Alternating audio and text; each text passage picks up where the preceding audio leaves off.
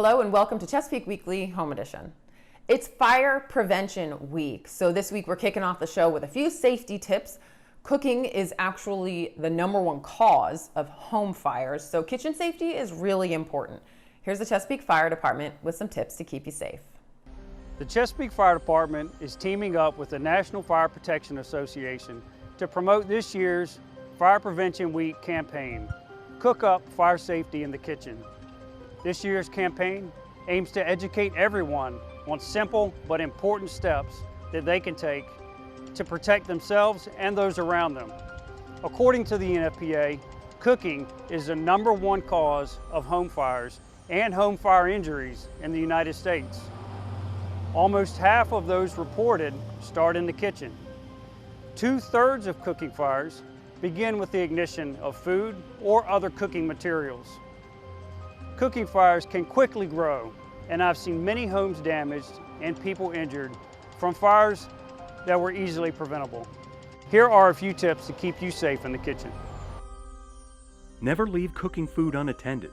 Stay in the kitchen while you are frying, grilling, or broiling. If you have to leave, even for a short time, turn off the stove. If you are simmering, baking, roasting, or boiling food, check it regularly. Remain in the home while food is cooking and use a timer to remind you that you're cooking. You have to be alert when cooking. You won't be alert if you are sleepy, have taken medicine or drugs, or consumed alcohol that makes you drowsy.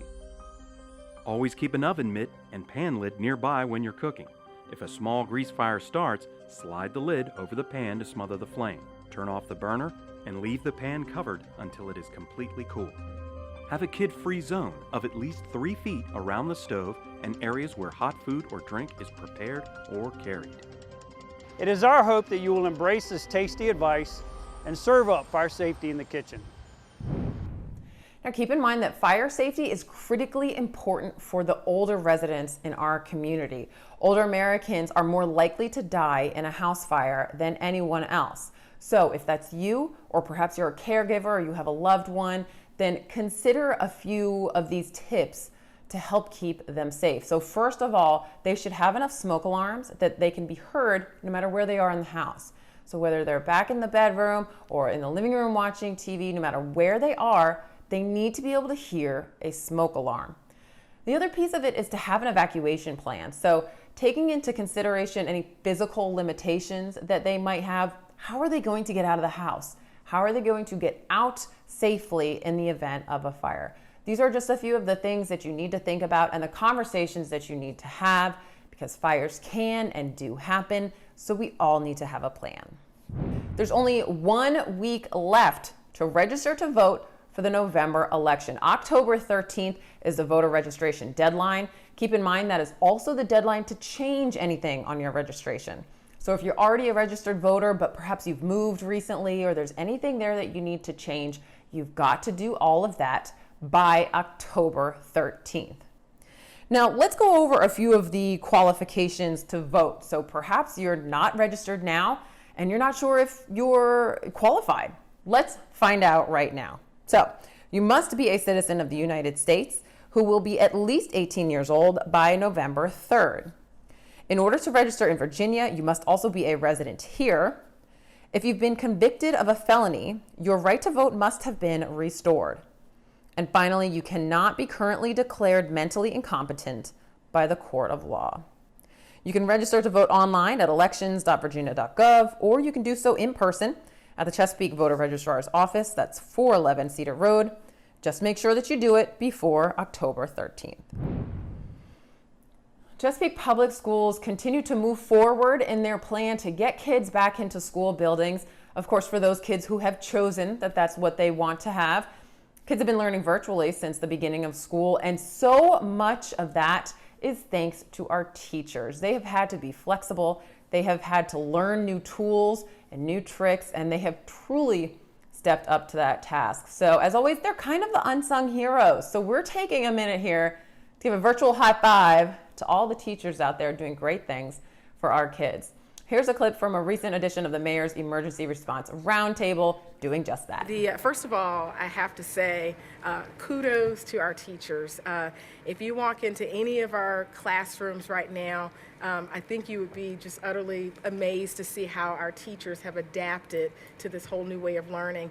As you recall, when during the immediate school closure in March, everyone had to pivot on a dime, and without much opportunity to prepare for virtual learning. Since that time, our school division has been working hard to provide additional support and professional development to teachers in our new learning management system, Schoology, which I know we'll talk a little bit more about that in just a moment. But and throughout the summer, our teachers have participated voluntarily, have participated in a lot of the professional development that's been offered throughout the summer, and many of them have even on their own have collaborated with their colleagues and just came back eager and with a lot of tools in their toolkit. Now we are shifting as we're preparing for blended learning. So again, that was a clip from the Mayor's Emergency Response Roundtable. Guests on that episode were Dr. Jared Cotton, the superintendent, and Dr. LaToya Harrison from Chesapeake Public Schools. There's a lot of great information on that episode, so you can find that entire thing on youtube.com/Chesapeake Television. October is Breast Cancer Awareness Month, and one of the biggest things that come out of all of the education throughout the month is the need for women to have annual mammograms starting at the age of 40. Now, if access to affordable health care is a concern for you, there are solutions right here in Chesapeake, and it's the Chesapeake Care Clinic. Here's a quick soundbite from a recent episode of A Closer Look, where our Karen Myers interviewed the Care Clinic board president, Mary Ellen Remick. Well, a woman in particular does need an annual mammogram. Anybody over the age of 40 should have an annual mammogram. And pap smears are done about every 5 years now when they're normal. We do provide that. We have a grant from the federal government called EWL, or Every Woman's Life. And through that, we are able to provide pap smears and mammograms through Chesapeake Regional. They do our mammograms and our pap smears for us. It's a really wonderful service, and we have several good physicians in the area who follow up when there's an abnormality in there. And then if it does turn out to be cancer, we usually send them to Virginia Oncology, who's also very good to us. So it's nice to know that someone doesn't have to put that off, something that's so important and can be prevented in a lot of cases. Absolutely. Absolutely. We also can do some colonoscopies. There's some gastroenterologists in the area who will do a certain number for us each month. In addition to mammograms, the Chesapeake Care Clinic offers general medical and dentistry work, as well as help with medications. Now, there are some limitations and qualifications for those who can make use of the Chesapeake Care Clinic. It's open to anyone in Hampton Roads, not just Chesapeake, anybody that has no insurance and who does not exceed 300% of the federal poverty level. You can learn more about the Chesapeake Care Clinic and the rest of that interview that we just showed you, which you can find at youtube.com/Chesapeake Television, or find the clinic online at chesapeakecareclinic.org. A major transportation project in Chesapeake is starting to take shape. VDOT is currently looking at future improvements to the Bowers Hill Interchange.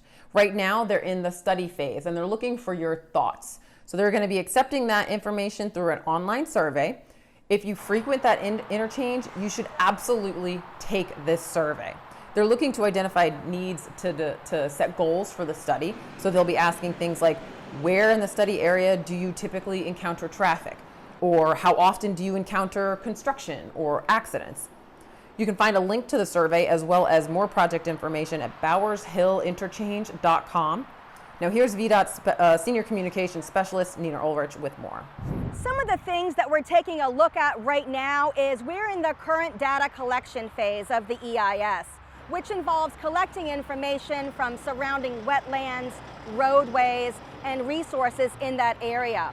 Just because we're collecting data in the area doesn't mean that those properties will be impacted. It's just that the study area has been expanded, so more data needs to be collected. This data, along with data that we're collecting in an online survey at bowershillinterchange.com, will be evaluated and also shared with the public in spring 2021. Part of being prepared for emergencies is knowing who to call when things go wrong, especially knowing who to call when the lights go out. And of course, that's Dominion Energy. And now, I mean, it's 2020, so obviously there's an app for that. Dominion Energy has recently released an app that will allow customers to report power outages and to also pay bills and monitor energy use. Complete access right in the palm of your hands. You can download the app by searching Dominion Energy in Google Play or on the Apple App Store. Now just remember that your cell phone is a mobile device, and if it does not have any battery power, it's going to do you no good in the event the power goes out. So part of your emergency kit should be portable battery chargers. Make sure that they stay charged up. Keep them in your kit so that you can keep your cell phone charged throughout a power outage.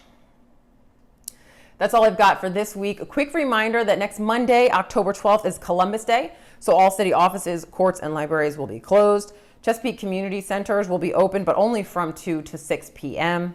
There will be no changes to trash or recycling, and all normal hours will resume on the 13th. Thank you so much for watching. Everybody have a great week, stay healthy, and we'll see you again next week.